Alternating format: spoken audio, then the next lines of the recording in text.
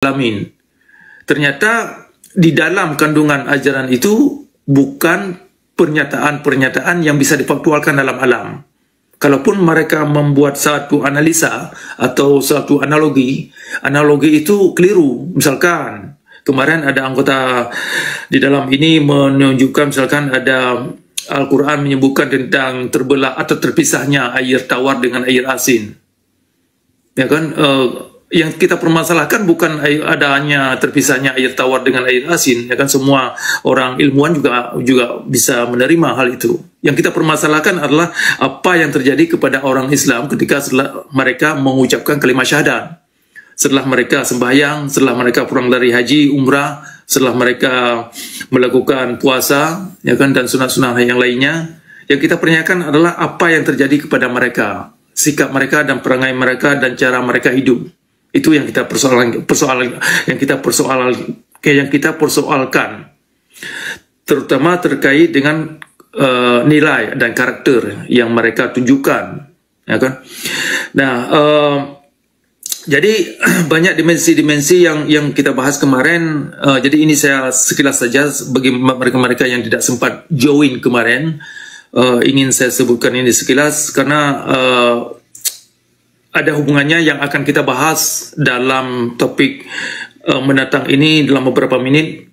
Jadi itu diantaranya yang perlu, yang membuat kita ini menggugat, yang membuat kita ini perlu berpikir secara kritis, menggugat hal-hal yang memang sangat miring, ya kan, sangat miring dan sangat tidak masuk akal dan sangat tidak bisa diterima secara akal pikiran sebagai kebenaran. Nah, jadi ilmu agama yang dianut oleh ulama itu banyak yang bermasalah, sungguh bermasalah, apalagi kalau mereka menggunakan syariat Islam sebagai topeng, menggunakan hukum Tuhan untuk mengacu umat kepada kezaliman dalam beragama. Sementara ini saya ingin lihat dulu siapa di bawah ini.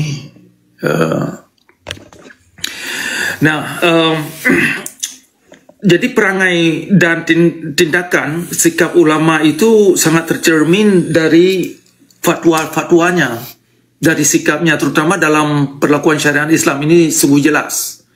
Perlakuan mereka sangat tidak manusiawi dan sangat tidak terlepas daripada ajaran yang mereka anut. Nah, jadi bisa jadi ulama ini bukan orang yang tidak taat, ya kan?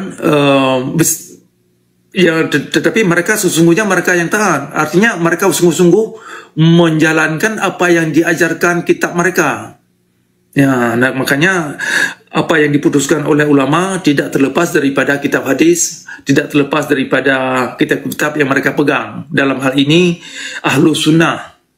Nah, kan, ketika saya katakan ahlu sunnah, ini anda-anda yang di bawah yang mungkin kurang mengerti apa itu konsep ahlu sunnah. Ketika saya sebutkan ahlu sunnah, itu sudah termasuk di dalamnya ilmu kitab hadis, ilmu yang dikandung oleh Sahih Al-Bukhari, Sahih Muslim, dan kitab-kitab hadis lainnya. Ketika saya katakan ahlu sunnah, itu sudah termasuk kitab fikih, ya kan? Itu sudah termasuk nanti sirah Muhammad. Di situ sudah termasuk tafsiran-tafsiran yang ada dari Ibnu Katsir dan lain-lain. Itu sudah termasuk pemikiran-pemikiran mazhab, ya kan? Itu ketika saya maksud ahlu sunnah, itu sudah termasuk semua. Nah, jadi melihat spektrum ilmu kaum ulama, porosnya ternyata kepada hal-hal yang tidak dimengerti, diklaim sebagai ilmu pasti atau ketentuan yang pasti agar manusia ini bisa mewujudkan kondisi yang rahmatan lil alamin, kondisi orang baik-baik, akhlak yang baik-baik. Nah, ini yang kita gugat. Ternyata ilmu-ilmu yang mereka ajarkan tidak bisa melahirkan umat yang kreatif, yang produktif, yang bermanfaat kepada mereka sendiri dan bagi orang banyak. Nah, itu yang jadi masalah, sehingga ilmu-ilmu yang diajarkan oleh ulama itu perlu dipertanyakan kembali, perlu digugat, ya kan, perlu kita gugat sehabis-habisnya, karena ini terkait dengan pendidikan, kualitas pendidikan masyarakat.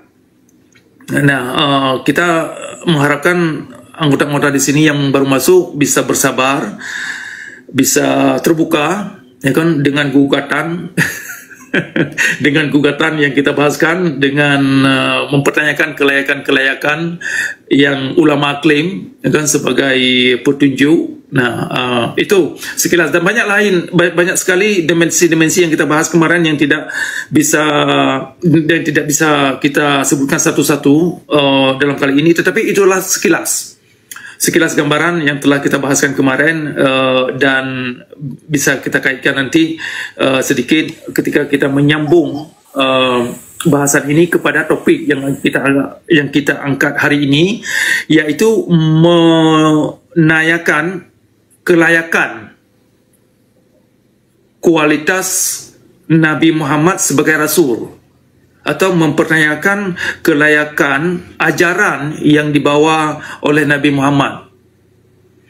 Nah, yang dimaksud Nabi Muhammad di sini, seperti saya katakan tadi, adalah Nabi Muhammad dalam koridor Ahlu Sunnah. Dengan kata lain, Nabi Muhammad versi Ahlu Sunnah. Ya kan? Itu yang kita akan bahaskan nanti. Jadi untuk bisa dimengerti, anda yang belum mungkin pernah baca apa itu yang dikandung kitab fikih, apa itu yang dikandung syariat Islam. Nah, itu bisa bersabar karena itu panjang, itu bisa habis kita untuk membahaskan itu saja bisa makan 1 hari atau 1 tahun. Banyak kali poin-poin di situ yang ini yang dibahaskan, tetapi bisa Anda mengerti, bisa Anda pelajari sendiri dalam kitab fikih apa yang dikandungnya, kenapa itu terkait dengan syariat Islam, kan? Kemudian juga ketika nanti kita sebutkan contoh-contoh dalam kitab fikih atau syariat Islam yang terkait dengan kitab hadis, itu bisa Anda kajikan sendiri. Kita tidak akan membaca seluruh atau kita tidak akan membaca kata per kata atau kalimat per kalimat terkait dengan hadis tertentu yang kita akan angkat. Nah, kita hanya menunjukkan referensi tentang inti hadis. Jadi Anda ini di bawah bisa mempelajari sendiri, karena Anda ini sudah dewasa dan bisa berpikir dan bisa mencari. Nah, coba berusaha mencari sendiri, ya kan? Karena dengan adanya upaya dari pribadi setiap kita ini masing-masing, apapun yang Anda temukan nanti, tidak hanya Anda terima apa yang orang katakan atau apa yang saya katakan, ya kan? Anda perlu proaktif. Nah, kan, harus proaktif dalam menelusuri poin-poin yang akan kita angkat. Nah, termasuk itu ya poin-poin hadis yang kita kaitkan nanti. Demikian juga tentang ayat Al-Quran. Kita tidak akan baca seluruh ayat yang kita sebutkan. Paling kita sebutkan nomor ayat, inti daripada ayat. Anda di bawah perlu mempelajari sendiri, ambil kesimpulan sendiri. Nah, kenapa demikian? Karena ini waktu terbatas. Kita punya waktu sekitar 2 jam 30 menit lebih kurang gitu kan. Namun kita harus tutup komal ini setelah waktu tiba. Nah, itu sekilas topik kali ini. Ini saya ulang, Anda di bawah yang ingin tahu apa yang akan kita apa yang akan kita bahas, yaitu kita akan membahaskan kelayakan ajaran Nabi Muhammad sebagai petunjuk dalam kehidupan manusia. Apakah layak yang diajarkan Nabi Muhammad itu sebagai petunjuk kepada kebenaran, kepada kemaslahatan kemanusiaan, kepada kreativitas dan produktivitas, kepada enlightenment. ya kan, kepada kondisi-kondisi yang membawa dan membuka cakrawala kita luas, ya kan, sehingga antena pemikiran kita ini bisa lebih tajam dan lebih mendalam. Nah, apakah layak yang diajarkan Nabi Muhammad itu sebagai ilmu-ilmu suri teladan? Ya kan? Apakah layak yang diajarkan Nabi Muhammad itu mengandung ilmu-ilmu kepada moralitas atau character ethic? Ya kan? Apakah yang diajarkan Nabi Muhammad itu membawa kita lebih jujur terhadap diri kita sendiri? Apakah yang diajarkan Nabi Muhammad itu layak sebagai ilmu yang membawa kita kepada kehidupan spiritualitas, ya kan, yang dinamis, yang berakar pada unsur-unsur alam? Nah, itu diantara poin-poin atau poros orientasi diskusi kita yang kita akan bahas tentang topik hari ini.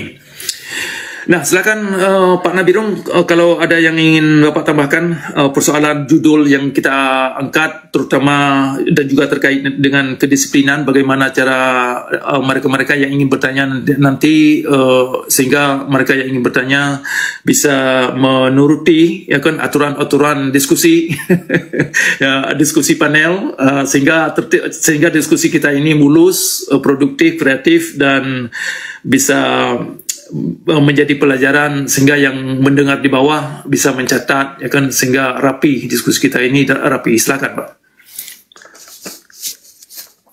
Teman-teman, kita di sini diskusi santai ya. Diskusi santai artinya kita menjawab gitu ya dengan topik yang ada, tidak usah lari kemana-mana.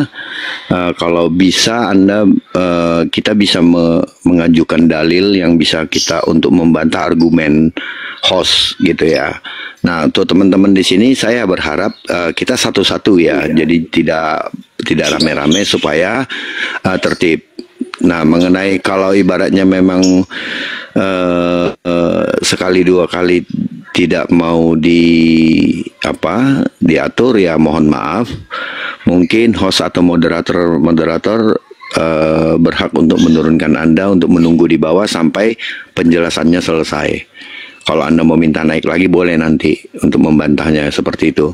Jadi saya harap kita di sini dewasa, sama-sama mengerti tentang adab berbicara, tentang bergantian dan lain-lain.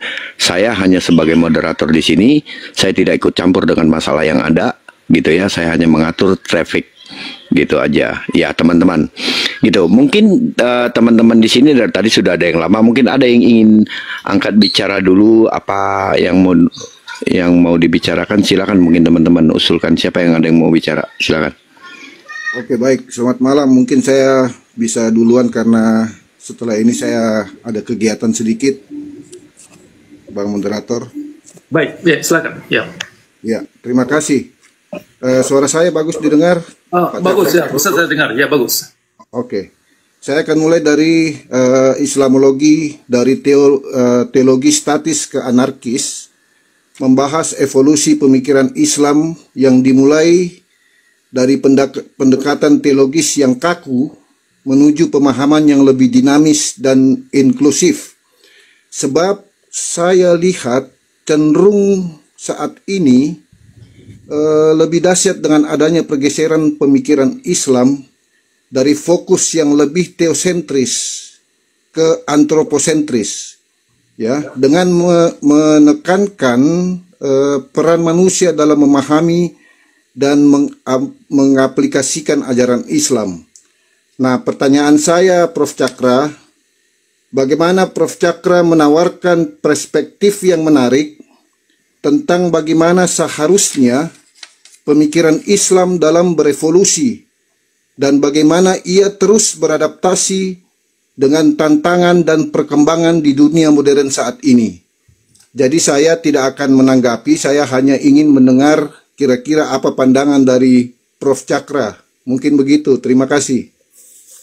Baik, mantap pertanyaannya. Terima kasih sekali Bapak yang mengajukan, Pak Indonesia yang mengajukan pertanyaan tadi.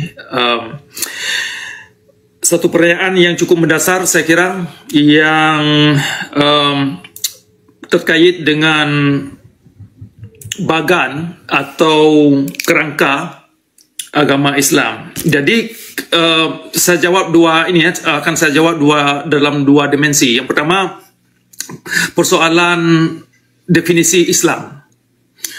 Definisi Islam yang ada, yang dimengerti umat umumnya, dimengerti kata Islam yang dipetik dalam Al-Quran itu sebagai agama.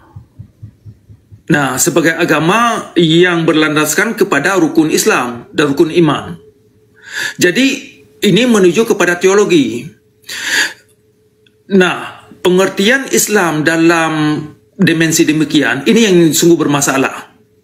Akar permasalahan yang mengacu umat Islam kepada kekerasan, kepada kezaliman, kepada pembodohan, kepada ignorant, karena konsep teologi itu sendiri bermasalah. Jadi ketika kita bicara tentang agama Islam, itu tidak terlepas daripada rukun Islam atau apa yang diperintahkan dalam rukun Islam tersebut, misalkan syahadat, sembahyang, puasa, umrah, naik haji, ya kan, dan lain-lain. Nah, kemudian yang terkait dengan rukun Islam itu ada rukun iman, yaitu percaya kepada malaikat, entah apa-apa, ya kan. Jadi dari fondasi saja, dari sudut pandang teologi saja sudah bermasalah, karena kedua rukun ini tidak mengacu umat kepada kejujuran, kepada unsur yang faktual dalam alam, kepada hasil daripada yang dilakukan, yang daripada ritual yang dilakukan. Sehingga ritual yang dilakukan itu tidak bisa difaktualkan hasil dan nilainya itu bagaimana. Mana yang diterima Tuhan, mana yang tidak. Ya kan? Mana sembahyang yang sempurna, mana yang tidak. Sehingga manusia atau dalam hal ini umat Islam tergelimang dalam halusinasi mengharapkan ritual mereka ini menjadi jembatan membawa mereka kepada orang baik-baik, kepada orang yang moralitas, kepada orang yang kreatif, terbuka, kepada orang yang bisa mengangkat derajat marwah mereka. Ternyata ritualitas yang mereka gerakan, yang mereka lakukan, baik itu secara tenaga, baik itu secara harta, ya kan, ternyata tidak membawa mereka kepada pencerahan, kepada enlightenment. Nah, itu permasalahannya karena teologi itu bermasalah. Bermasalahnya karena hasil yang dijanjikan oleh teologi adanya setelah manusia itu mati, atau setelah dunia ini dihancurkan nanti. Sehingga permasalahan yang dilakukan atau sendi-sendi yang dilakukan dalam ritualitas yang diembankan dari rukun Islam tidak bisa dievaluasi.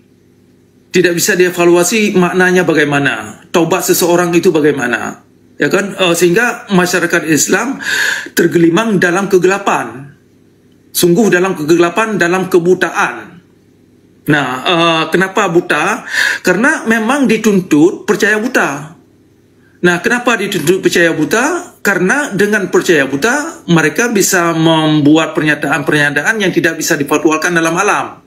Ya kan? Janji-janji adanya siksa kubur, janji-janji ada pahala sekian kalau kamu hafal sejumlah ayat, akan terhapusnya dosa kalian, janji-janji apalah. Banyak janji-janji yang janji itu tidak bisa dievaluasi. Substansinya itu dalam alam bagaimana?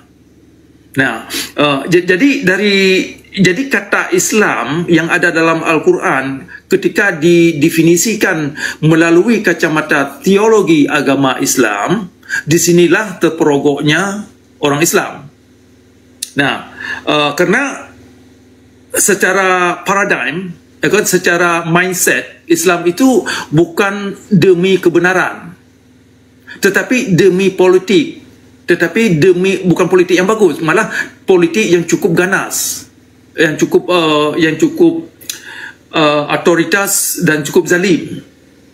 Nah, jadi secara teologi Islam itu menjurus kepada sistem-sistem yang anarkis, ya kan, fascism kalau bahasa Inggrisnya kan. Nah, sehingga masyarakat secara mereka kalau mereka berpikir, cara mereka hidup itu nuansa pemikiran mereka cenderung melihat orang-orang yang di luar daripada agama Islam sebagai musuh. Nah, dan itu bagian daripada akidah juga. Misalkan membenci orang Yahudi, terutama orang agama Kristen, agama-agama lain lah. Nah, memusuhi agama lain dan disuruh perangi orang-orang yang memeluk agama lain sehingga mereka membayar jizyah atau denda, ya kan? Itu kan bentuk-bentuk pemerasan. Nah, banyak dimensi-dimensi yang lain yang sangat terkait dengan teologi yang juga terkait dengan syariat Islam. Nah, itu secara ringkas. Panjang kita jabarkan persoalan ini, tetapi secara ringkas, secara framework, agama Islam itu sungguh bermasalah. Atau kata Islam kalau didefinisikan melalui kacamata teologi Islam, ini yang bermasalah. Nah, poin kedua yang ingin saya jawab pertanyaan Anda, seharusnya bagaimana? Nah, kan demikian kan. Jadi kata Islam yang ada dalam Al-Quran itu yang sebaiknya dimengerti itu bagaimana? Nah, menurut saya, ini sekilas ya, kata Islam harus mengandung unsur-unsur yang mengacu kepada ilmu-ilmu pasti, kepada kepada enlightenment yang bisa membuka cakrawala kita, yang bisa membuat kita ini jujur, yang bisa membuat kita ini berani introspektif, yang bisa membawa kita ini untuk bisa menganalisa hidup kita dari minggu ke minggu, dari bulan ke bulan, dari tahun ke tahun, sehingga kalau ada kekurangan dalam hidup, baik itu dari tindakan kita, dari pola pikir kita, kita bisa belajar, ya kan? Saya bisa mengajari kita sendiri, bisa memperbaiki diri. Nah, jadi Islam itu harus mengacu kita untuk bisa mengenal lingkungan, cara alam ini bekerja bagaimana sesungguhnya. Yang lebih penting lagi, untuk kita mengenal sesungguhnya alam yang ada di dalam pikiran kita ini, baik itu secara psikologi dan juga secara fisiologi, secara biologi. Badan kita ini bekerja itu bagaimana? Kalau misalkan kita ini terlalu makan banyak lemak, ya kan? Itu akan ada akibat terhadap badan. Nah, kalau kita mau bentuk badan dengan karakter tertentu, ya itu harus menjaga diet, menjaga cara makan, sehingga kondisi fisiologi dan bentuk badan kita ini seperti yang kita harapkan. Demikian juga kita harus mengenal diri ini terhadap mental dan psikologi kita ini bagaimana prosesnya. Misalkan, kalau kita menanam ilmu-ilmu yang tidak baik dalam akal pikiran kita, ini akan terpengaruh kepada perangai, akan terpengaruh kepada karakter, karena itu kan ada unsurnya kaitannya dengan kebiasaan sehari-hari. Nah, jadi kalau kita bisa mengerti lebih dalam untuk menggauluti dan mengkaji diri kita ini, proses pola pikir kita ini bagaimana, sehingga kalau kita ingin membuat kondisi kita ini kepada pembaharuan lebih bagus, kita tahu sebab akibatnya itu dari mana. Kalau ada kaitannya dengan pola pikir, kita bisa melakukan introspeksi. Kalau pola pikir ini tidak beres, kita bisa polas, bisa bikin kerangka baru, bisa bikin paradigm atau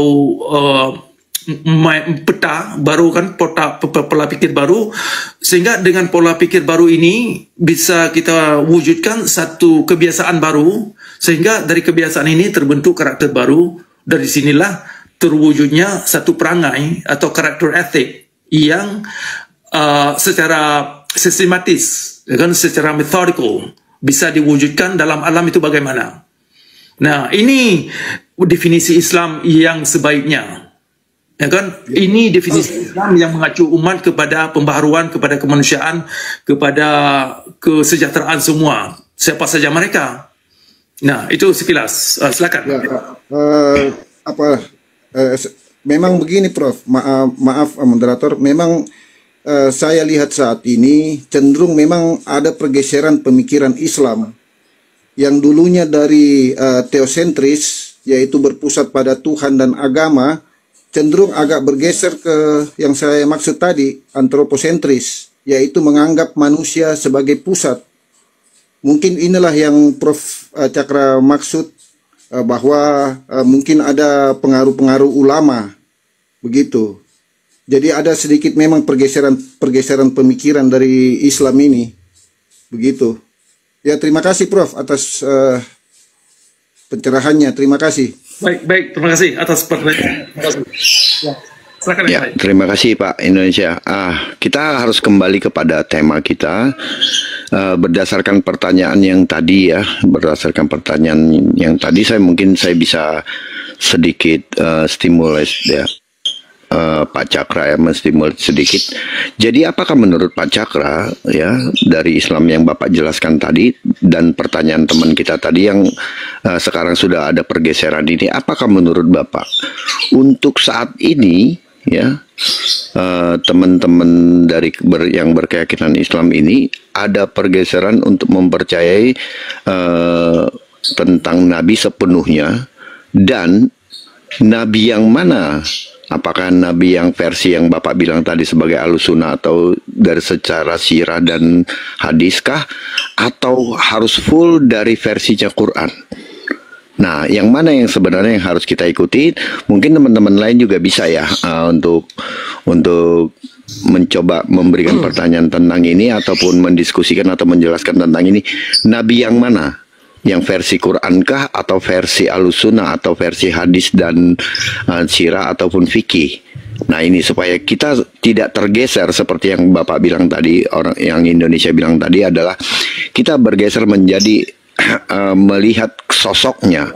Lalu sosok yang mana yang harus kita ikuti? Apakah sosok yang kita sudah ikuti yang sekarang ini sudah sesuai dengan apa yang Quran jelaskan? Nah, itu mungkin teman-teman. Jadi itu sebagai stimulat aja, sebagai pertanyaannya, karena tema kita adalah apakah ya layakkah Nabi atau Rasul yang diyakini dari pengajaran Ahlussunnah, yaitu dari fikih, dari hadis, dan dari sirah ini, layakkah menjadi Rasul atau Nabi yang di dalam Quran dan layak untuk diikuti, ataukah layakkah untuk menjadi suri tauladan? Itu Bapak. Jadi kalau ada teman-teman yang mau mencoba, atau mungkin mau mencoba menjelaskan, ataupun mau mencoba memberikan tanggapan, silakan teman-teman, silakan.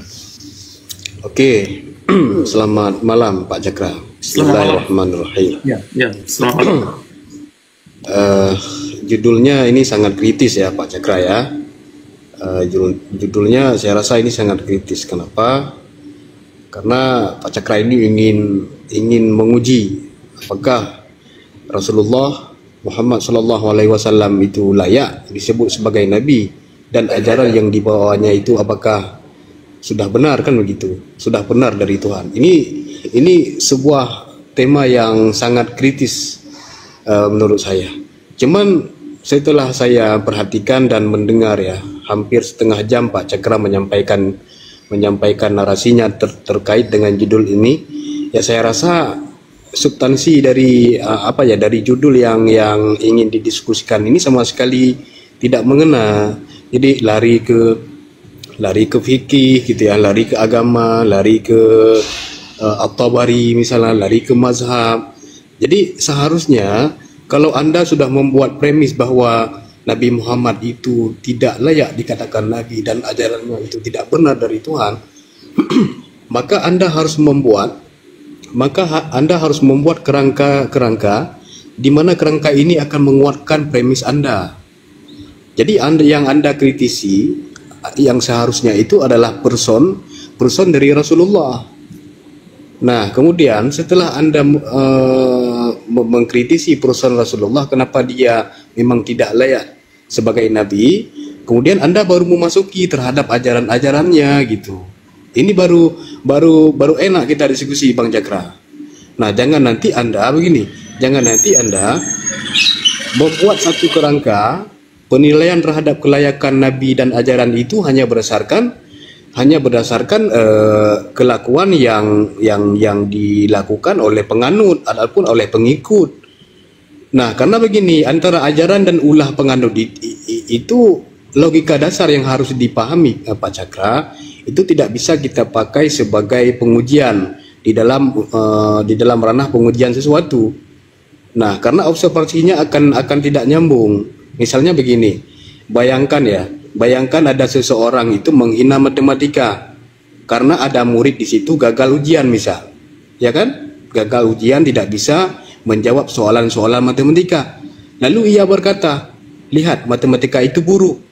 Nah, kata dia, buktinya banyak orang yang tidak bisa menghitung, tidak bisa menjawab soal dengan benar. Nah, ataupun begini, coba kita bayangkan misalnya, seseorang itu mencaci ilmu kedokteran karena melihat ada dokter yang korupsi misal, atau melakukan malpraktek. Apakah kegagalan si dokter ini menjadikan ilmu kedokteran itu salah? Nah, tentu saja tidak. Nah, yang rusak itu adalah individunya, bukan ilmunya.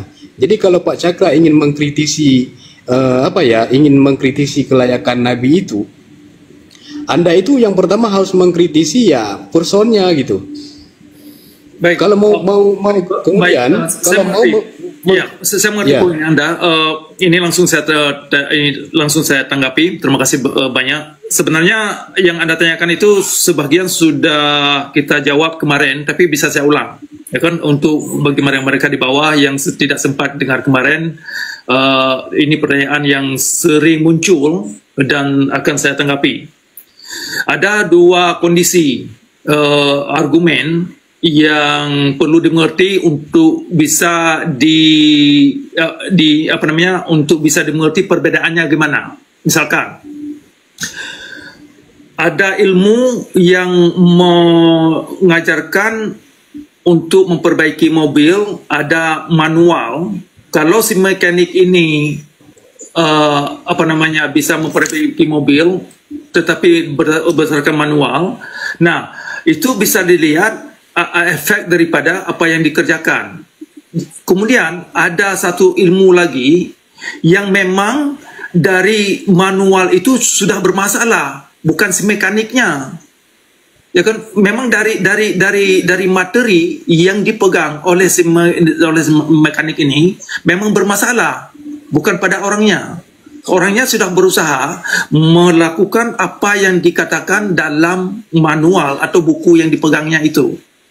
Makanya dalam kondisi Islam, kalau kita mau jujur, kalau kita mau berani benar-benar jujur pada diri kita sendiri, harus bisa membedakan antara kejadian satu ilmu yang tidak benar, aplikasinya kurang benar atau salah dimengerti, dengan satu disiplin ilmu yang memang dari ajaran itu mengajarkan belak-belakan kepada satu efek seperti yang dijanjikan oleh agama.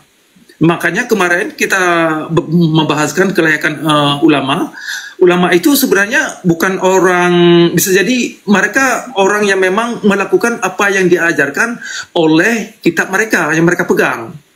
Nah, bisa kita katakan misalnya ada kasus ulama mau ke Nabi aja dulu, Bang, jangan ke ulama. Jadi maksudnya jangan bergeser dari judul yang telah dibuat gitu. Ya, sebentar saya kaitkan. Ini kena sama. Ya kan, kena sama. Saya kaitkan. Kenapa boleh juga kalau Anda pertanyakan persoalan Nabi yang dilakukan oleh Nabi, tindakan dan perlakuan Nabi terhadap manusia yang diterangkan dalam kitab fikih, yang diterangkan dalam kitab hadis, yang diterangkan dalam sirah Al-Muhammad dan sirah Muhammad, yang diterangkan oleh para mazhab, yang diterangkan oleh para penafsir, mengacu umat kepada kezaliman dalam beragama. Jadi secara doktrin, secara materi saja sudah bermasalah. Jadi yang ingin saya kaitkan di sini, apakah ajaran Nabi Muhammad ini layak sebagai langkah atau sebagai peta menuju kita kepada pencerahan. Pencerahan artinya bukan percaya buta. Kalau kita masih percaya buta, menggunakan percaya buta sebagai modal akidah, sebagai modal iman, sebagai modal gaib, istilah gaib yang digunakan, maka percaya buta itu bukan jalan kepada pencerahan, bukan jalan kepada enlightenment, bukan jalan kepada kebenaran, bukan jalan kepada kejujuran. Ya kan? Ini yang bermasalah. Jadi sungguh keliru kalau kita mengklaim bahwasanya ajaran Nabi Muhammad tidak ada sangkut paut dengan syariat Islam. Sungguh keliru kita mengklaim ajaran syariat Islam tidak ada kaitan dengan kitab hadis, tidak ada kaitan dengan kitab fikih, tidak ada kaitan dengan para mazhab atau klaim-klaim yang kita dapat dalam versi-versi mazhab atau para penafsir seperti Ibnu Katsir dan lain-lain. Nah, perlakuan Nabi Muhammad, semua anda-anda di sini sudah pandai bisa membaca, tolonglah baca sendiri. Tindakan-tindakan perlakuan Nabi Muhammad dalam beragama atas nama Tuhan. Sampai menyuruh umat bakar rumah orang yang lengah ke masjid. Sampai menyuruh umat menghabiskan nyawa seseorang, kehidupan seseorang, hanya gara-gara keluar dari Islam. Jadi, Nabi Muhammad ini perlu kita pertanyakan kelayakan ilmunya, apakah ada bertentangan dengan unsur-unsur alam? Kalau unsur alam ini datangnya dari Sang Pencipta alam. Nah, kalau Nabi Muhammad atau ajarannya keliru dan bertolak belakang dengan unsur-unsur alam, maka perlu kita pertanyakan apakah layak yang diajarkan dia itu sebagai ilmu-ilmu yang menuju kita kepada kondisi yang sejahtera, yang rahmatan lil alamin, kepada kemanusiaan, kepada kreativitas. Ternyata setelah kita kaji, setelah saya kaji, anda semua yang ingin berani kaji, silakan. Tolong anda kaji kitab fikih, tolong anda kaji kitab yang namanya Gnostic knowledge, artinya ilmu-ilmu yang terkait dengan kitab fikih. Periksa sendiri cara Nabi menyuruhkan umat dalam beragama, cara Nabi melaksanakan sesuatu kegiatan yang terkait dengan Islam. Nah, kalau ritualitas Nabi saja, ya kan, sembahyang, puasa, naik haji, umrah dan lain-lain, kalau ritualitas Nabi Muhammad saja yang dia lakukan tidak mencerminkan dia sendiri, perangai dia sendiri kepada kemanusiaan, kepada orang baik-baik, kepada orang yang spiritualitas yang baik, ya kan, berarti ajaran Nabi itu sendiri bermasalah. Dia sendiri tidak bisa mewujudkan atau tidak bisa membuktikan bahwasanya Islam yang Nabi Muhammad anut seperti yang digambarkan oleh Ahlus Sunnah, ternyata perangai dan sikap Nabi tidak manusiawi menurut saya. Ya, ini yang bermasalah. Berarti ada masalah dengan kelayakan ilmu yang diajarkan oleh Nabi, yang diwariskan oleh Nabi. Nah, kita perlu pertanyakan, kalau bisa jadi Nabi yang diyakini umat Islam yang tergambarkan dalam kitab hadis bisa jadi Nabi palsu, ya kan? Nah, inilah yang kita pertanyakan, persoalan terutama hal-hal yang terkait dengan moralitas, hal-hal yang terkait dengan hak kita sebagai manusia, punya fitrah masing-masing untuk berpikir, untuk bisa memberdayakan akal kita ini, akal pikiran. Kalau Nabi mengajak kita manusia ini untuk tidak boleh memakai akal, pikiran kita ini, maka yang Nabi ajarkan adalah ilmu-ilmu hitam, ilmu-ilmu penipuan, ilmu dongeng. Karena kita tidak bisa menganalisa mana yang benar, mana yang tidak, mana yang fakta, mana yang bukan, mana yang konspirasi, ya kan, mana yang cerita yang dibuat-buat atau fiksi. Nah, dengan menggunakan akal kita ini, pikiran kita ini, kita bisa pilih-pilih mana yang faktual, mana yang tidak, ya kan? Makanya ayat 42 dari surah Al-Baqarah Anda baca, jangan campurkan mana fakta, mana yang tidak fakta. Kalau fakta bilang fakta, yang tidak fakta bilang tidak fakta. Makanya janji-janji tentang tentang kondisi setelah dunia ini dileburkan, ya kan, sebagai tempat kehidupan terakhir manusia ini. Nah, eskatologi atau konsep destination, ya kan, tujuan akhir manusia ke tempat yang demikian itu ternyata hanya hipotesis yang tidak bisa difaktualkan kebenarannya itu bagaimana. Nah, kalau Nabi Muhammad tidak mengindahkan perintah-perintah yang demikian, maka kita perlu kita pertanyakan apakah Nabi Muhammad yang diterangkan, yang dianut oleh umat manusia, umat Islam umumnya, yang diterangkan dalam kitab mereka pegang, layak sebagai Nabi yang diutus dari Sang Pencipta atau dari Tuhan. Nah, bisa jadi, ya kan, nampaknya jangankan bisa kita katakan dia ini layak sebagai utusan Tuhan, dia sendiri banyak klaim-klaim yang dibuat atas nama dia yang kita dapat dari kitab-kitab hadis bertentangan dengan Al-Quran. Nampaknya Nabi yang diterangkan dalam kitab hadis tidak begitu mengerti apa tujuan Quran, apa misi Quran, apa objektifnya, ya kan? Nah, kalau tujuan Quran misalkan misi dan tujuan Quran untuk menzalimi manusia, kalau Quran ini diklaim dari Tuhan, tetapi objektif dan poros orientasinya untuk menzalimi umat manusia sesama kepada kerusuhan, kepada pembodohan, kepada kegelapan, kepada ignorant, maka Al-Quran ini tidak bisa diklaim sebagai petunjuk, tidak bisa dijadikan sebagai pedoman hidup. Nah, itu yang membuat saya ini mempertanyakan, mengajak kawan-kawan untuk memikirkan, ya kan, sehingga hal-hal yang diklaim dalam ajaran Islam itu kita bisa cerna kembali apa benar apa tidak, ya kan, sehingga kita menimbang, bisa, kalau memang yang ada hal-hal yang menjurumuskan, mematikan akal pikiran kita itu, maka perlu kita gugat, walaupun itu datang dari Nabi, walaupun diklaim oleh umat Islam semuanya, oh ini kebenaran.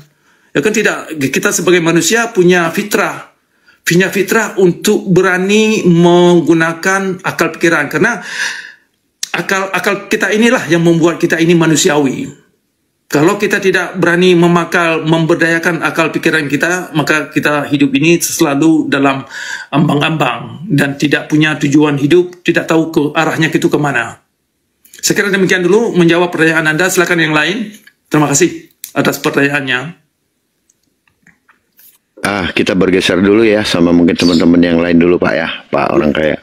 Oke, selanjutnya mungkin Pak siapa ya, Pak Dani 10 ya, Pak Dani 10 silakan Pak.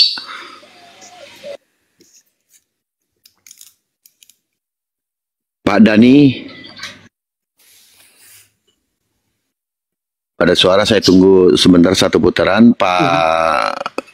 Pak siapa nih, Pak Rina atau Kak Rena? Kak Rena, ya, namanya. Silakan, Mbak Rina. Bisa mendengar suara saya apa? Rena? Atau mungkin Bang Luki, Pak Luki boleh silakan, atau siapa duluan? Oke. Iya, Pak Luki silakan. Ya, selamat malam Pak Prof. Selamat malam. Terima kasih banyak Pak Nimbrung, Pak Luki. Terima kasih banyak. Oh iya. Assalamualaikum.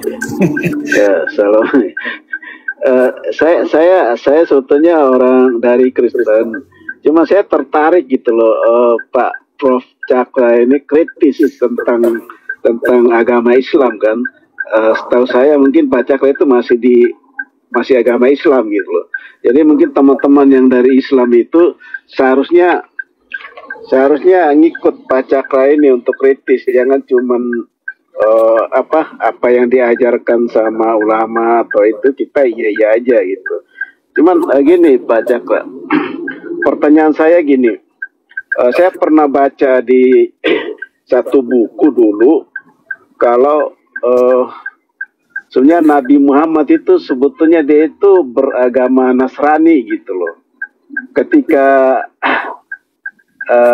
pada waktu dia meninggal itu kan dari mushaf Quran sama hadis itu kan dibakar sama Utsman.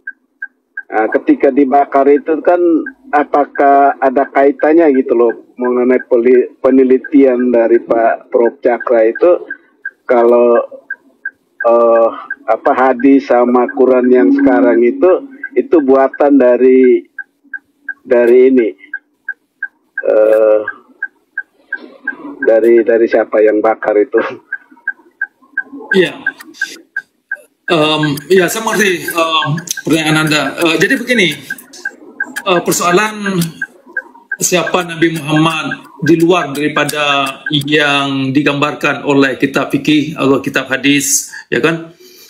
Itu banyak versi yang saya sendiri tidak banyak menghabiskan waktu untuk mempermasalahkan karena banyak versi. Karena ujungnya yang dipegang orang Islam, ya kan, secara umum kitab hadis, kitab fikih dan kitab sirah Muhammad. Itu akarnya. Apapun versi Nabi Muhammad yang ada di luar itu, ya kan, baik Nabi Muhammad yang digambarkan dalam buku misalkan 100 tokoh dunia yang terkenal, ya kan, apa nama pokoknya, atau tokoh-tokoh Nabi Muhammad yang dikarang oleh Karen Armstrong. Jadi saya tidak mengambil itu satu potokan diskusi yang ingin saya permasalahkan yang terkait dengan Islam. Tetapi saya gunakan langsung inti materi yang dipegang oleh orang Islam itu sendiri, yang sudah dijadikan sebagai hal yang wajib, yaitu di samping Quran, ya kan, adalah ya kitab hadis, terutama yang diklaim Sahih Al-Bukhari dan Sahih Muslim. Nah, karena Sahih Bukhari dan Sahih Muslim ini bagian daripada Islam, tidak terpisah daripada kitab fikih, yang di dalamnya tidak terpisah daripada kitab-kitab hadis yang dianggap tidak sahih dan tidak terpisah dengan kitab-kitab lain yang datang dari Ibnu Katsir dan para mazhab. Ya, jadi saya ingin langsung terjun kepada materi, ya kan, kepada materi yang mereka pegang. Nah, jadi kalau ada versi-versi Nabi yang di luar daripada itu banyak versi, dan saya tidak menggunakan hal yang demikian karena itu adalah suatu mungkin ya sekedar pembicaraan, ya kan, relax, bukan untuk mencari solusi yang terjadi di dalam Islam. Nah, makanya buku-buku yang banyak keluar tentang Nabi Muhammad, perangainya bagus, adanya misalkan banyaklah tentang kehidupan Nabi Muhammad. Tetapi buku itu tidak dipegang oleh orang Islam sebagai pedoman. Yang dipegang adalah apa yang tertera dalam kitab hadis. Ya kan? Itu yang bermasalah. Karena ujung-ujungnya orientasinya ke situ. Ya, pegangannya mereka itu kemana? Nah, itu yang saya pegang. Makanya itu yang saya gugat. Itu yang saya kritik dan itu yang saya permasalahkan karena akar daripada permasalahan di situ. Termasuk kerangka agama Islam itu sendiri.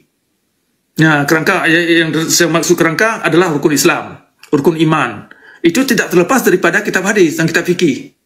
Nah, kalau kita ingin mengangkat satu dialog atau Islami pembicaraan begini, ya kan, yang benar-benar mengacu kita kepada satu pemahaman yang sangat signifikan untuk kita mengerti seluk-beluk akar atau psikologi daripada efek ajaran-ajaran Islam yang membuat umat ini mengacu kepada kezaliman dalam beragama. Kalau kita ingin menjawab asal-usulnya dari mana, maka kita harus berani terjun langsung kepada materi yang dipakai, yaitu kitab hadis dan Al-Quran. Nah, termasuk di dalamnya, ya seperti saya katakan tadi, penjabaran dari situ, ya tafsir-tafsiran, termasuk yang dipahami oleh mazhab.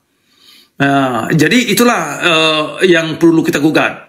Apakah pemahaman yang dimengerti oleh para mazhab tentang Nabi Muhammad, apakah pengertian-pengertian yang dimengerti oleh para penafsir terhadap Nabi Muhammad, apakah pengertian-pengertian yang ada dalam kitab fikih tentang Nabi Muhammad yang diyakini, apakah ajaran Nabi Muhammad dalam agama Islam ya kan, yang dianggap sebagai terjemahan Al-Quran layak sebagai materi yang mengacu kita kepada peradaban yang mulia, sejahtera, maju, mulia.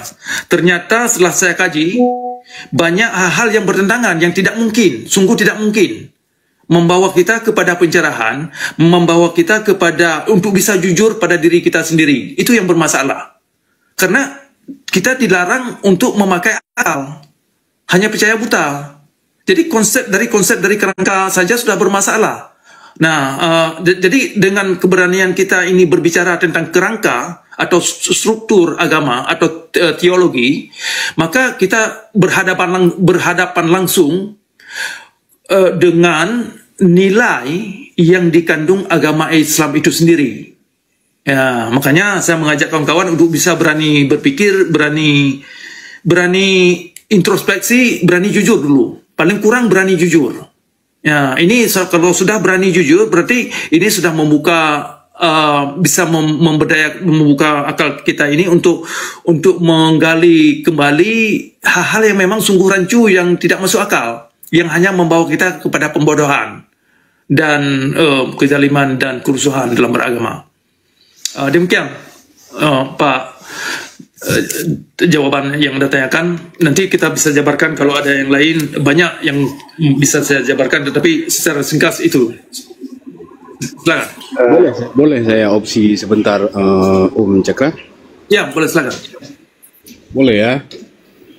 Tadi di awal sudah saya katakan, minimal itu Anda harus mencari hujah yang kuat untuk mempertahankan premis Anda itu, bahwa Nabi Muhammad tidak layak menjadi Nabi, bahwa ajaran Nabi itu, Islam itu memang tidak benar, Islam itu penipuan, pembohongan, ilmu hitam. Nah, dari pemaparan Anda yang sudah dari tadi saya dengar, jadi sama sekali tidak ada hujah itu untuk mendukung premis Anda. Anda lari ke hadis Ahlussunnah. Yang namanya Nabi itu, yang namanya Nabi Islam di akhir zaman itu satu. Mau Syafi'i kah, Maliki kah, Hambali kah. Jadi satu, Muhammad bin Abdullah, ibundanya bernama Aminah.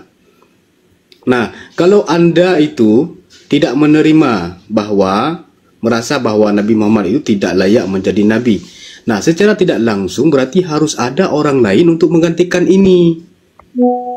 Kan gitu. Kalau kamu tidak layak, berarti kelayakan itu akan diberikan kepada orang lain. Nah, siapa orang lain kira-kira? Makanya dari tadi saya katakan, Anda itu harus mencari hujah terhadap premis Anda pada sosok Nabi. Kok bisa dia disebut tidak layak menjadi Nabi? Kan gitu. Oke, saya lanjut. Jika seseorang, Cakra, menilai kenabian hanya dari sifat pribadi dan ajaran yang dibawa Cakra, maka saya rasa Cakra harus bersedia membuka ruang penilaian yang adil terhadap Muhammad bin Abdullah. Jadi Muhammad bin Abdullah itu seorang tokoh sejarah yang lahir di tengah bangsa yang buta huruf, Pak Cakra, jauh dari pusat peradaban dunia saat ini, dan hidup dalam masyarakat yang penuh dengan penyimpangan moral, kekerasan, dan penyembahan berhala. Oke, Pak Cakra? Namun justru Muhammad bin Abdullah yang lahir dari lingkungan seperti ini, jadi muncul seorang manusia yang bernama Muhammad bin Abdullah yang tidak dikenal, pernah menulis, pernah membaca, apalagi belajar di sekolah-sekolah filsuf atau ahli agama. Tetapi tiba-tiba manusia ini membawa konsep ketuhanan yang murni, sistem sosial yang menyeluruh, etikanya universal, dan hukum yang menjangkau aspek privat maupun publik. Kemudian Nabi Muhammad itu menentang tradisi bangsanya jahiliyah, orang-orang Quraisy, bahkan yang menguntungkannya secara sosial, dan mengusung nilai-nilai yang melampaui zaman, saya rasa. Jadi banyak di antaranya itu baru dipahami nilainya oleh dunia modern berabad-abad kemudian. Nah, apakah ini hanya kebetulan? Apakah wajar seorang manusia biasa tanpa akses terhadap ilmu-ilmu terdahulu mampu menghasilkan teks seperti Al-Quran yang tidak hanya dipuja dari segi spiritual tetapi juga diteliti dari sisi bahasa, hukum, sosiologi hingga ilmu alam. Jadi kenabian hanya ditimbang dari kualitas ajaran dan integritas pribadi, Om Cakra. Maka bukanlah Muhammad, ya. Jadi bukanlah Muhammad justru layak dipertimbangkan sebagai sosok yang sangat mungkin mendapatkan wahyu. Kalau dibilang tidak layak, nggak mungkin. Islam itu agama yang sangat cepat berkembang, ya, sangat cepat berkembang, dan ajarannya itu sudah bertahan hampir 15 abad sampai dengan hari ini. Baik, jadi itu. Baik, terima kasih. Saya mengerti poin yang Anda angkat. Nampaknya ada yang tidak nyambung. Apa yang saya paparkan dalam topik yang kita angkat, nampaknya ada yang tidak nyambung yang saya paparkan, tapi tidak masalah. Akan saya tanggapi dan saya tidak akan ulang. Karena ini sudah kita cover kemarin, sudah kita bahas kemarin sekilas, tapi akan saya utarakan kembali tidak nyambungnya bagaimana. Baik. Pertamanya yang pertamanya Anda tidak tidak menerima tentang kondisi alam, tentang kondisi yang ada dalam yang tertera dalam kitab yang dipegang oleh orang Islam. Jadi saya ingin utarakan kembali, materi yang dianut manusia itu akan membawa kepada tabiat, ya kan? Materi yang dikandung atau yang ditanam di dada, yang dijadikan sebagai pegangan hidup, itu akan membawa kepada kebiasaan hari-hari, kepada pola pikir. Pola pikir ini membentuk manusia. Nah, kenapa sekarang umat Islam secara global kerjanya hanya mengacu kepada kerusuhan, kepada pembodohan, kepada penipuan, kepada pembudakan, kepada menjerat kaum-kaum wanita, kepada menjerat akal pikiran kita ini untuk tidak bisa pakai akal. Nah, ini Islam yang ada sekarang. Yang kita permasalahkan adalah sekarang ini. Nah, agama Islam yang ada sekarang ini sangat terkait dengan materi-materi yang dipegang umat, ya kan? Baik itu karena salah interpretasi atau memang bukan salah interpretasi, memang itu yang diajarkan. Nah, itu yang ingin saya ajak kawan-kawan semua untuk bisa jujur tentang kondisi sekarang. Nah, contoh paling kecil, ya kan, tentang Aceh. Islam sudah lama di Aceh. Saya lahir di Aceh. Saya banyak menggeluti tentang ajaran-ajaran Islam. Saya terbesarkan dalam keluarga yang taat. Saya pernah mengurus masjid, saya pernah azan. Orang tua saya ngajar agama di sekolah umum dan juga di pondok di kampung. Nah, jadi dari keluarga saya sudah sangat menghabiskan banyak waktu tentang melaksanakan apa yang diajarkan dan mempelajari apa yang ada dalam kitab. Nah, hasilnya apa? Yang kita permasalahkan sekarang hasil, buah daripada apa yang dianut. Hasilnya, ajaran-ajaran yang diajarkan dalam kitab fikih, ajaran-ajaran yang ada dalam kitab hadis dan sirah Muhammad, termasuk sebagian terjemahan Al-Quran yang bermasalah, mengacu umat kepada kezaliman dalam beragama. Nah, ini yang saya permasalahkan. Sehingga kualitas moralitas orang Islam di Aceh sungguh tidak aman bagi orang Islam itu sendiri dan juga bagi orang lain. Nah, ini satu fakta yang tidak bisa Anda pungkiri. Nah, Aceh sekarang yang diklaim di bawah syariat Islam, ternyata moralitas beragama tidak menunjukkan kondisi-kondisi yang manusiawi. Perlakuan orang Aceh atau kaum ulama dengan menegakkan syariat Islam adalah perlakuan Nabi yang zalim, perlakuan Nabi yang menggunakan hukum-hukum atas nama Tuhan memperlakukan manusia yang sungguh tidak manusiawi. Nah, perlakuan kaum ulama di Aceh yang mengatasnamakan hukum Tuhan, menjerakan korban di atas panggung hingga pingsan, hingga berdarah.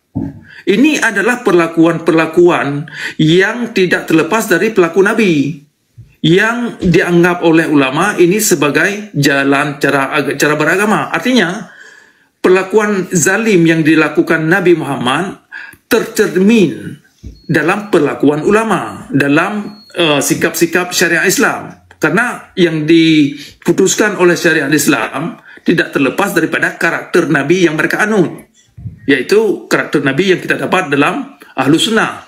Itu sudah termasuk kitab fikih, termasuk semua tradisi-tradisi ilmu agama Islam yang mengacu kepada ortodoksi atau Islam yang ortodoks. Nah, itu satu kondisi yang tidak bisa Anda pungkiri, yang ingin saya tunjukkan ke hadapan Anda semua. Kenapa saya menggugat, ya kan, mempermasalahkan dimensi-dimensi perlakuan umat Islam sekarang. Ternyata umat Islam terpuruk, terus tertinggal, terus mengacu kepada kezaliman. Ya, narasi-narasi yang Anda sebutkan itu kan narasi halusinasi sebenarnya. Di satu segi Anda mengatakan misalkan Islam ini damai, Islam ini pernah jaya pada masa lalu. Itu hanya slogan. Saya mengerti slogan itu. Ya kan? Di Aceh diklaim Serami Makkah. Ya kan, itu diyakini satu daerah yang memang Serami Makkah artinya satu kondisi yang aman, ya kan, yang rahmatan lil alamin. Kemudian ada istilah Darussalam, juga definisinya juga sama, lebih kurang. Tetapi bagaimana karakter orang Aceh yang sudah menjalankan agama Islam sekian lama, ternyata tingkat kejujuran saja tidak bisa. Tingkat akhlak saja dalam beragama itu ganas, zalim.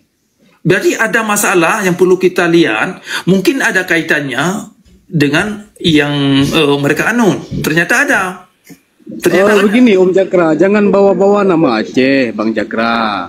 Judul kamu buat kelayakan Nabi Muhammad, kan gitu. Seharusnya yang kamu buat, yang kamu cari hujah, seseorang baru bisa dikatakan layak menjadi nabi begini menurut kamu. Ini lari ke hadis, lari ke Aceh, lari ke syariat. Bejilah hai, kamu judul gerak ana jelah kabar. Kelayakan Nabi Muhammad. Kamu cari hujah untuk mendukung premismu. Seharusnya seseorang yang layak diakui nabi seperti ini loh. A, B, C, D. Kenapa Nabi Muhammad tidak layak? Karena dia A, B, C, D. Ini buat judul person Nabi yang dibahas pengikut, yang dibahas mazhab, yang dibahas aliran, entah apa-apa yang dibahas. Dibahas syariat, Aceh. Anam tidak depu api. Oke, baik. Silakan Anda. Sabar ini, bececong. Ya kan, silakan Anda dulu. Silakan Anda dulu. Bang. Abang orang kaya sabar ini, bececong. Cik dengar le bupat pu yang ngeperah Bang Jakra. Tempatkan hati dan pikiran di tempat yang netral. Be becut-becut bengi. Jangan bang orang kaya. Nah, faktual becut lah apa. Kan Om Pendi. Jadi kan judul faktual, penjelasan harus faktual sih, harus nyambung atau gimana? Ya. Ya. Oke, lanjut Bang Jakra. Oke, baik. Ini tidak akan saya jabarkan apa yang sudah saya jelaskan terhadap orang kaya ini. Jadi silakan yang lain yang ingin menanyakan, kita akan terus mencoba menjawab pertanyaan tentang kelayakan ajaran Nabi Muhammad yang ada sekarang, apakah bisa dijadikan sebagai pedoman dan panutan yang menuju kita kepada suri teladan atau suatun hasanah, ya kan, kepada ihsan. Nampaknya banyak masalah yang terjebak kaum atau umat Islam yang tidak bisa mewujudkan, sehingga tidak bisa mewujudkan kondisi yang aswatun hasanah atau character ethic, ya kan, akhlak-akhlak yang baik kepada agama yang diklaim rahmatan lil alamin. Kalau tidak bisa diwujudkan dalam alam kepada setiap pribadi manusia, berarti ada masalah tentang pola pikir teologi atau ada kaitannya dengan struktur teologi itu sendiri. Jadi silakan anda-anda yang di bawah yang belum sempat menanyakan, silakan yang sudah siap dengan pertanyaan atau pemikiran, ya kan, kalau ingin anda kontribusi terhadap topik yang lagi kita angkat, yang judulnya kita mempertanyakan kelayakan ilmu Nabi Muhammad yang ada dalam koridor Ahlus Sunnah. Ketika saya katakan Ahlus Sunnah, ini sudah termasuk kitab fikih, sudah termasuk kitab hadis, sudah termasuk pemikiran mazhab, sudah termasuk pemikiran penafsir, para penafsir. Silakan Pak. Oke Bang, aku mau nanya Bang. Ya. Gini Bang, salam kenal ya Bang dari Riau. Ya, salam kenal. Terima kasih sudah ikut nimbrung, Pak Didi. Ya. Abang kan sudah memaparkan ini salah, itu salah, ini salah, itu salah gitu kan. Abang selalu memaparkan yang salah. Coba Abang tunjukkan yang benarnya itu yang mana gitu. Oh baik, yang bagus. Yang menurut Abang itu yang benar itu yang mana? Oke, bagus. Yang kelayakannya seorang Rasul itu gimana gitu. Bagus. Ajarannya itu yang gimana yang paling benar gitu. Jadi kami tahu yang Abang maksudkan itu seperti apa. Itu aja Bang. Menarik, bagus. Yang sebenarnya kalau orang Islam mengklaim agama ini menuntut jujur, siddiq, ya kan, maka jujur dulu. Itu yang paling mendasar. Jujur dulu. Ya kan, katakan mana yang fakta, katakan mana yang tidak fakta. Jangan buat pernyataan yang tidak bisa difaktualkan dalam alam. Jangan jadikan pernyataan penakutan kepada yang menakutkan orang, sedangkan Anda sendiri tidak bisa memfaktualkan apa yang Anda katakan. Ya kan? Jadi paling mendasar dulu, jujur dulu. Jangan buat pernyataan yang tidak bisa difaktualkan, jangan buat hipotesi atas dasar sesuatu yang tidak Anda bisa mengerti. Ya, kemudian pakai akal, pakai pikiran. Karena dari akal kita ini bisa kita analisa informasi mana yang valid, mana yang tidak. Nah, itu paling mendasar. Itu seharusnya gitu. Nah, kan sederhana saja. Bang, gini aja Bang. Abang langsung aja ke titik poin, ke pokok permasalahan. Jangan kami suruh berpikir yang Abang pikirkan. Jangan kami memikirkan apa yang Abang maksudkan itu. Itu kami nggak ngerti. Lebih bagus Abang beritahukan ini salah, benarnya begini gitu. Ayatnya begini, itu lebih pas Bang. Kalau Abang mengajak kami untuk berpikir apa yang Abang maksud, kami bingung Bang. Gitu. Sebenarnya kalau Abang mau mempersoalkan sesuatu, Abang bawa tema, bawa sesuatu yang ayatnya, jadi kami bisa membahas itu sama-sama. Tapi kalau Abang yang dibahaskan yang kami harus memikirkan apa yang dimaksudkan Abang, yang Abang maksudkan itu kami sendiri nggak mengerti gitu. Oke, baik, terima kasih. Baik, terima kasih. Saya kira anda di bawah di sini, anda semua ini sudah dewasa, ya kan? Karena ketika saya membuat pernyataan tadi secara umum, kenapa saya buat pernyataan secara umum? Karena banyak sekali hal yang perlu kita cover dan tidak mungkin kita bahaskan dalam waktu 2 jam. Jadi dengan framing dan dengan mindset, ini salahnya ini benar gitu loh. Oke. Salahnya ini benarnya. Oke. Nah, gitu aja langsung. Oke, baik. Saya sebutkan satu contoh, ya kan? Karena saya tidak akan sebutkan banyak contoh. Satu contoh. Nah, satu contoh, Rasul atau ajaran Islam itu tidak baik kalau dipaksa, ya kan? Kalau Islam ini dijalankan dengan menggunakan militer, atau dengan menggunakan orang-orang yang melakukan razia.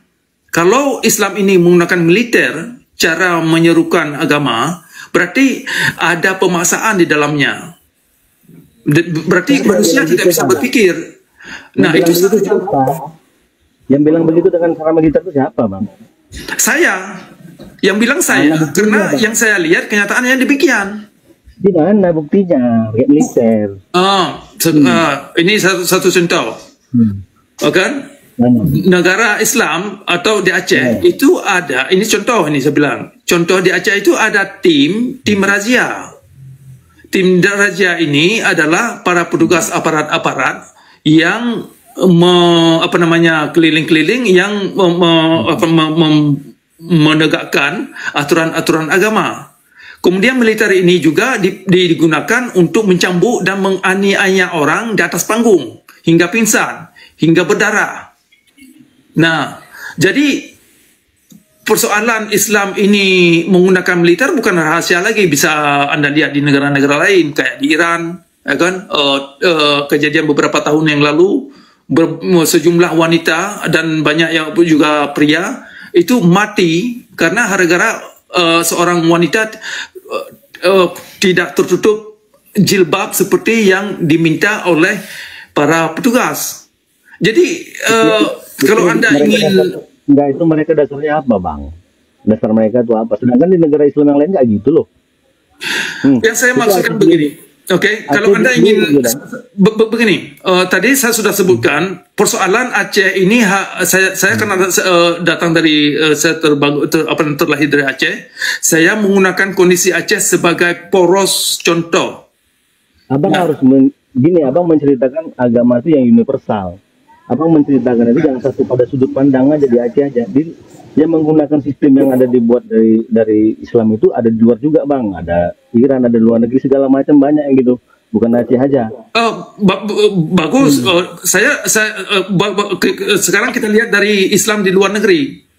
Islam yang ada di luar negeri tidak banyak. Sebentar saya jelaskan. Islam yang ada di luar negeri pun tidak bisa banyak ambil andil kalau melalui kacamata syariat Islam karena ajarannya itu sama. Watak dan mentalitas orang Islam yang ada di luar negeri yang menganut Ahlus Sunnah, mereka punya mental-mental anarkis, mereka punya mental-mental halal darah, mereka punya mental-mental yang tidak manusiawi dalam beragama. Cuman mereka tidak bisa kadang-kadang tidak begitu mencuak karena ada aturan tertentu, tetapi bisa kita lihat kejadian yang terjadi di Eropa dan di Amerika, termasuk di tempat-tempat lain. Jadi orang Muslim yang menganut ajaran Ahlus Sunnah yang sudah termakan dengan yang sudah terracun dengan dogma-dogma buta, mereka kemanapun mereka pergi, perangai itu mereka bawa. Contohnya banyak dan tidak saya sebutkan dalam kesempatan ini satu-satu, banyak sekali. Jadi Anda kaji sendiri karena Anda sudah dewasa, bisa membuat kajian sendiri. Nah, demikian dulu. Jadi saya ingin kembangkan topik ini. Saya ingin mengajak yang lain kesempatan untuk bisa menunjukkan menanyakan pertanyaan. Silakan yang di bawah yang belum sempat naik. Begini opsi ini sebentar ya, 1 menit sebentar ya teman-teman ya, sebentar. Ini mau membahas syariat Islam di Aceh, mau membahas Ahlus Sunnah wal Jamaah kah, mau membahas mazhab kah, mau membahas perilaku pemeluk agama kah, mau membahas ajaran Islam kah, atau mau membahas kelayakan Nabi? Anda jangan pelin-pelan loh. Kalau kelayakan Nabi berarti isi pematerinya ataupun isi penyampaian argumen yang Anda sampaikan itu tidak boleh keluar dari koridor kelayakan Nabi. Jangan sekali lari ke syariat, sekali lari ke Ahlus Sunnah wal Jamaah. Oke. Jadi baik, gitu, Om Cakra. Baik, saya tidak lagi tanggapi yang diajukan oleh orang kaya ini. Jadi kita kasih kesempatan yang lain. Silakan yang lain. Ya, mungkin saya bisa. Bang Cakra ya. Ya ada. Siapa sekarang? Pak Luki ya? Siapa? Bang. Pak Luki dari Kristen saya rasa kita nggak ini dulu ya Pak Luki ya, karena ini persoalannya adalah kelayakan itu Pak gitu. Jadi kalau mungkin Pak Luki next ya mungkin baru bisa kita sharing soal itu Pak gitu Pak. Gimana Pak Luki? Maksud saya tadi nyambung yang pertanyaan saya yang tadi itu. kita adalah layakkah Nabi Muhammad yang diajarkan oleh Ahlussunnah itu menjadi suri tauladan, ya, ataukah Rasul atau Nabi yang ada di dalam Quran itu yang harus diikuti gitu. Bagaimana itu tadi Pak. Jadi mungkin ini kan diskusinya antara di dalam koridor Islam ya Pak ya. Jadi kita sebagai Kristen menurut saya agak sulit untuk masuk ke sini gitu loh Pak Luki. Iya ngerti Pak. Cuman harusnya saya tertarik gitu loh Pak Profesor Cakra ini kritis. Makanya saya bilang sama teman-teman yang Muslim itu tuh kan punya sumbu pendek gitu loh. Dari tadi kan dilihat kan gitu maksud saya. Iya, paham kita. Justru gitu ini ya Pak ya. Artinya gini loh. Biarkanlah tadi juga Pak Cakra kan sudah bilang apakah perilaku yang seperti itu yang menjadi tauladan gitu, apakah itu ditauladani dari Nabi yang diyakini melalui sirah dan lain-lain itu gitu. Jadi kalau kita ibarat melihat itu ya biarkan saja. Maksud saya kita sebagai orang yang di luar daripada keimanan ini akan sulit Pak masuk untuk itu gitu, karena kita tidak bisa menyanggah Pak Cakra ini dari segi dalil-dalil yang dibawakan, karena itu adalah menyangkut keimanan Islam. Jadi itu menurut saya Pak, mohon maaf bukan karena saya tidak ini, tetapi kalau nanti kita akan buka topik, kita ada 5 topik ini Pak, kita baru jalankan 2.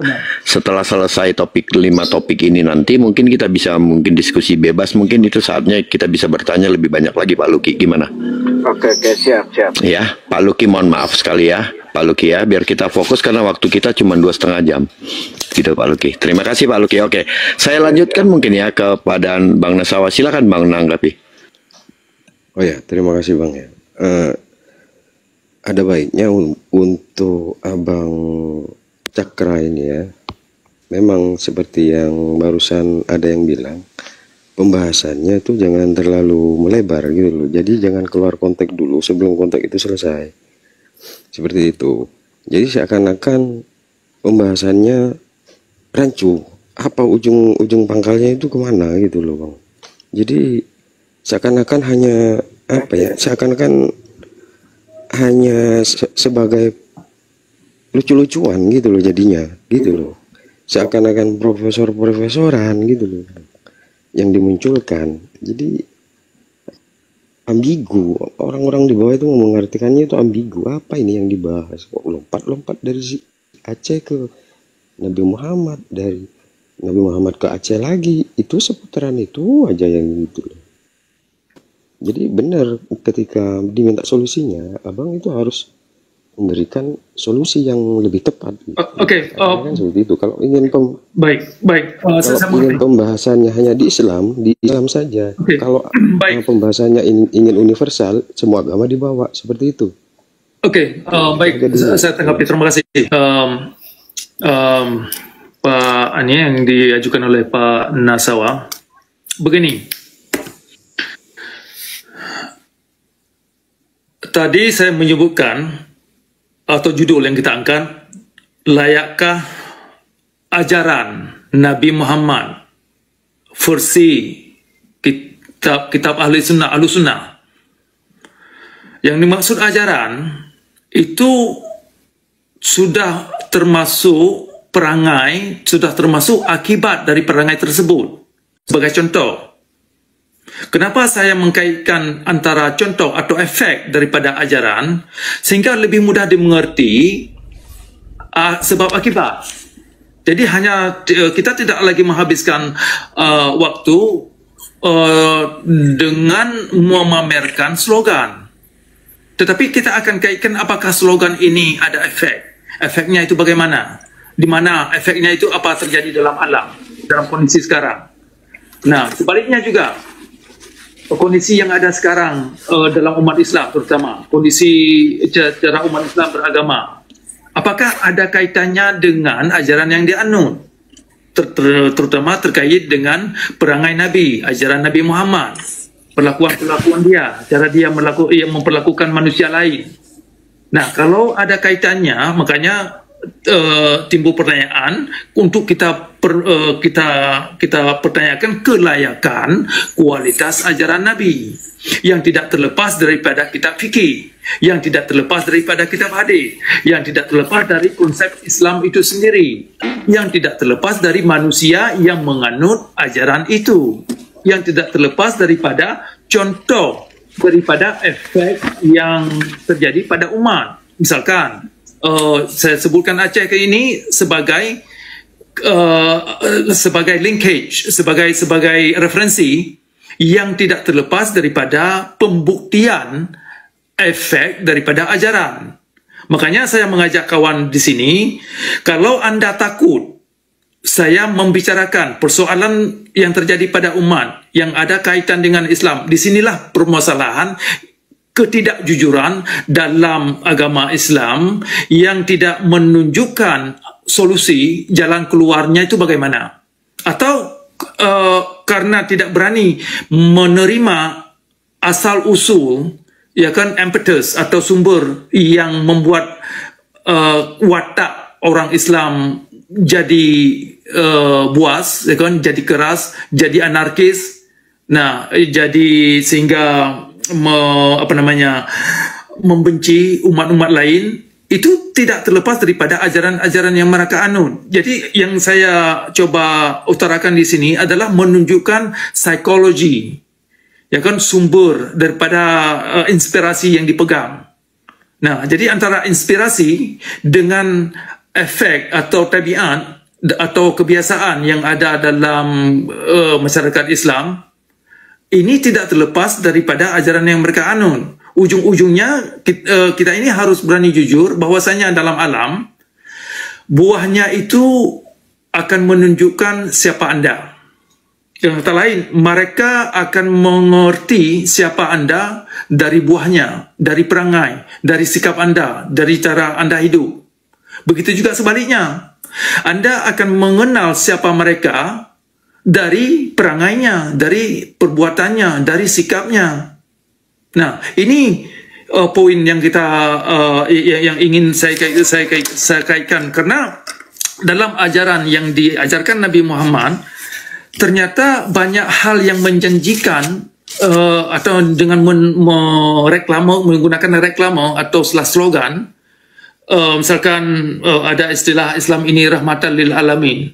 Ternyata bagan yang bisa kita pakai untuk bisa menuju kepada kondisi yang dimaksud rahmatan lil alamin, ternyata bagannya itu bermasalah. Kerangka dan ajaran yang ada dalam bagan itu bermasalah karena terbalik. Nah, itu yang ingin saya ajak kawan-kawan semua. Kalau saya sering mengkaitkan antara ajaran dan efek daripada ajaran, karena kita ingin langsung terjun, jujur pada diri kita sendiri, berani menerima kenyataannya dalam psikologi Islam itu bagaimana, secara teologi, susunan secara teologi itu bagaimana, poros orientasinya itu kemana. Makanya contoh yang ada dalam alam yang terjadi kepada umat, baik itu di Aceh atau secara global, nah, itu adalah perwujudan atau akibat daripada ajaran yang perlu kita bahas, yang perlu kita permasalahkan, yang perlu kita gugat. Kalau kita menginginkan satu kondisi yang baru kepada pembaharuan. Nah, di belakangan ini sudah saya tunjukkan banyak kesempatan, banyak pernyataan yang sudah saya ajukan terhadap solusi, dan solusi itu kan masalahnya dalam koridor Islam. Jangankan apa yang saya sarankan, dalam syariat Islam itu menolak ayat-ayat yang mengajak manusia kepada produktivitas, kepada kejujuran, kepada kemaslahatan bersama, ya kan, kepada kemanusiaan. Itu persoalannya. Jadi makanya kita pertanyakan, apakah ajaran Nabi Muhammad yang dimengerti Ahlu Sunnah layak sebagai ilmu yang bisa menciptakan orang-orang yang bersuri teladan, orang-orang yang bisa membuat dirinya bermanfaat pada dirinya dan juga bisa bermanfaat kepada orang lain. Ternyata setelah kita kaji, setelah saya lihat, jangankan manusia sekarang kita ini, Nabi sendiri, Nabi Muhammad sendiri yang ada dalam kitab hadis, tidak menunjukkan dia orang baik-baik, orang yang mempunyai kemanusiaan yang tinggi. Nah, walaupun dia sudah sembahyang, walaupun dia sudah bersyahadat, sudah melakukan banyak hal lain yang diperintahkan agama. Jadi ada masalah dengan ajaran agama Islam yang tidak bisa menjanjikan atau membuktikan janji yang diklaim. Kalau tidak, Islam ini tidak bisa, kalau Nabi Muhammad sendiri atau ajaran Islam tidak bisa memfaktualkan efek daripada yang dilakukan umat, inilah yang perlu kita gugat, yang perlu kita permasalahkan, perlu kita kaji secara kritis. Kalau kita bisa terima sebabnya itu, akan lebih mudah kita mencari solusi, ya kan? Akan lebih mudah kita menerima satu jalan lain sebagai alternatif. Nah, tapi sebelum Anda bisa terima tentang kondisi yang ada dalam doktrin Islam, maka apapun solusi yang saya sarankan, ya kan? Apapun ayat yang saya tunjukkan yang bagus, yang bisa dipakai, yang bermakna, Anda juga tolak. Jangankan Anda, hadis sendiri atau dari doktrin sendiri menolak. Ayat-ayat Al-Quran yang bermanfaat ditolak. Nah, itu satu permasalahan yang cukup sakral. Ya kan? Kalau Islam menolak unsur-unsur kebaikan yang menuju kita kepada produktivitas, kepada pencerahan, berarti ada masalah dalam doktrin itu sendiri yang cukup bermasalah. Demikian.